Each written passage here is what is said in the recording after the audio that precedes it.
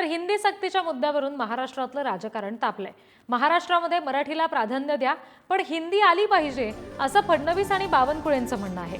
महाराष्ट्रामध्ये हिंदी सक्तीचा डाव उधळून लावणार असा इशारा त्यावर राज ठाकरे यांनी दिलाय।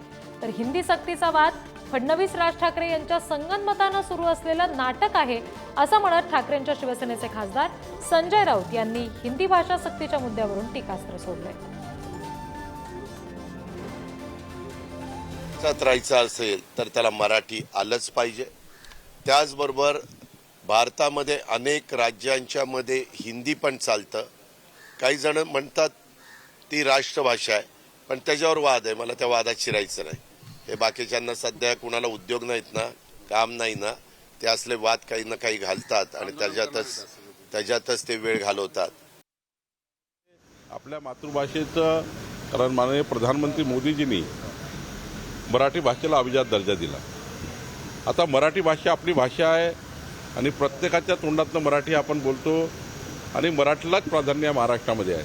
पण हिंदी राष्ट्रभाषा आहे। हिंदी राष्ट्रभाषा असल्यामुळं हिंदीसुद्धा लोकांना आली पाहिजे। मराठी तर आपली प्रायोरिटी असलीच पाहिजे, ती आमची सर्वांची प्रायोरिटी आहे, कारण ती आपली मातृभाषा आहे। पण हिंदीसुद्धा राष्ट्रभाषा आहे, ती विद्यार्थ्यापासून पुढच्या येणाऱ्या पिढीला आली पाहिजे। याकरता जी काही नवीन शिक्षण नीती आहे त्यामध्ये आलेला अंतर्भाव अत्यंत महत्त्वाचा आहे। देवेंद्र फडणवीसना सांगा, हे त्यांचं जे नाटक चाललंय ना, हे तुमच्याशी संगनमतानं, की तुम्ही त्यांना परत एकदा बोलवा चहाला कॅफेत तुमच्या।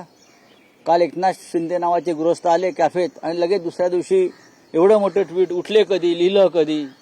मराठीचा सन्मान या महाराष्ट्रात राहायला हवा। मराठी या राज्याची राजभाषा आहे, तिच्या अंगावर भरजरी वस्त्रच पाहिजेत आणि तिच्या अंगावर राजमुकुटच हवा। राष्ट्रभाषेचा दर्जा आहे, आम्ही राष्ट्रभक्त आहोत। हिंदी आणि हिंदू नंतर करू आपण, हे राजकारणापुरते धंदे आहेत। उद्या त्यांना कोणी सुपारी दिली अन्य कोणाला, ते म्हणतील नाही उर्दू पण चालेल, हे सगळी सुपारीची कामं असतात।